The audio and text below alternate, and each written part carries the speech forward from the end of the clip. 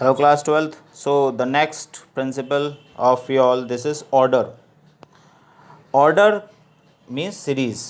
अब चाहे मैन है या मटेरियल है, वो दोनों ही एक ऑर्डर में एक पर्टिकुलर उनका वर्क प्लेस होता है, अगर जो आपके एम्प्लॉयज़ हैं, राइट. और दूसरी तरफ जो मटेरियल है उसका भी एक पर्टिकुलर प्लेस होता है जिस पर वो रखा हो, जिससे कि जब भी कोई नीडी हो उसको यूज़ कर सके. Means both material order and social order are necessary. The formal minimizes lost time and useless handling of material. The latter is achieved through organization and the selection. ठीक है. फ्योल का यहाँ पर ये एडवाइस है, जो प्रिंसिपल ऑफ ऑर्डर उसने design किया, उसका कहना या उसकी एडवाइस ये है कि मटेरियल और मैन दोनों एक पर्टिकुलर ऑर्डर में होने चाहिए, एक वेल डिफाइंड ऑर्डर में.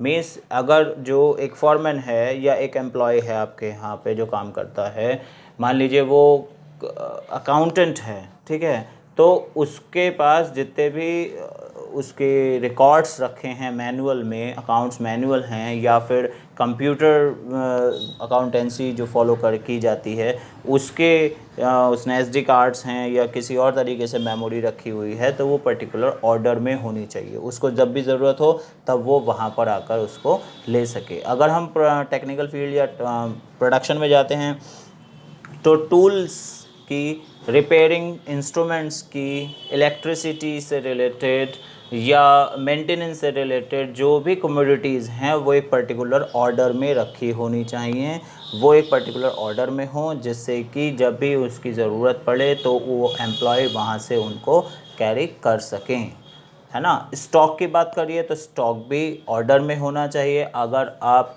मीन्स बहुत सारे तरीके हैं स्टॉक को कैरी करने के लिए. फर्स्ट इन फर्स्ट आउट होता है, लास्ट इन फर्स्ट आउट होता है, और भी बहुत सारे तरीके हैं. तो जो पहले सामान आया है, जो पहले परचेस किया था वो पहले प्रोडक्शन में भेज दिया गया, या जो अब परचेस किया है वो पहले प्रोडक्शन में भेज दिया जाता है. ये अकॉर्डेंस मार्केट रेट के अकॉर्डेंस पे चलता रहता है. तो मीन्स फ्यूल का जो एक अच्छा एडवाइस यही है कि आप जो हैं सभी चीज़ों को, मैन है या मटीरियल है, ठीक है, उन दोनों को एक पर्टिकुलर ऑर्डर में रख कर काम कराइए. Means a plan for everyone and everyone in his place, right. तो इससे जो है काफ़ी, अगर आप ऑर्डर का यूज़ करते हैं तो हमारे मैन और मटेरियल का मिसयूज़ नहीं होता है. मीन्स हम अपने रिसोर्सेज को इफ़ेक्टिवली यूज़ कर पाते हैं और जिससे इफ़िशिएंट रिज़ल्ट्स हमारे पास होते हैं. हम काफ़ी हद तक कॉस्ट को कवर कर सकते हैं अगर ऑर्डर का ही यूज़ करें.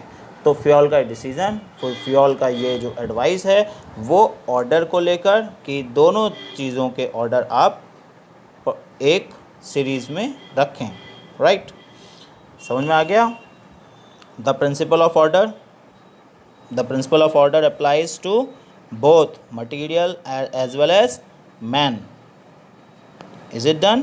अगर आप एक वर्कर का एग्जांपल लेते हैं, अभी भी मैंने बोले एग्जांपल्स, जैसे टूल उसको चाहिए तो टूल बॉक्स में या टूल रूम में वो कहाँ पर रखे हैं, उसको एक गाइडलाइंस के थ्रू सुपीरियर से मिलते रहना चाहिए. या फिर जो मशीन का ऑपरेशन है उसको कैसे ऑपरेट करना है उसकी भी एक गाइडलाइन होनी चाहिए, एक ऑर्डर में होना चाहिए. वर्क का एक ऑर्डर होना चाहिए कि आपको पहले ये करना है, दूसरे नंबर पे ये करना है, तीसरे नंबर पे ये करना है. ट्रेनिंग में ये सारी चीज़ें क्लियर की जाती हैं, है ना. तो वो सभी क्लियर होना चाहिए कि किस ऑर्डर पे आपको वर्क अपना असाइन करना है, ठीक है. पहले क्या टाइम करना है, सेकंड पे क्या टाइम करना है, थर्ड पे क्या टाइम करना है. उससे एम्प्लॉय को भी प्रॉब्लम नहीं होती, सुपीरियर को भी प्रॉब्लम नहीं होती, अगर ऐसा एक फ्लो चार्ट बना हुआ है और सारी चीज़ें ऑर्डर में चल रही हैं.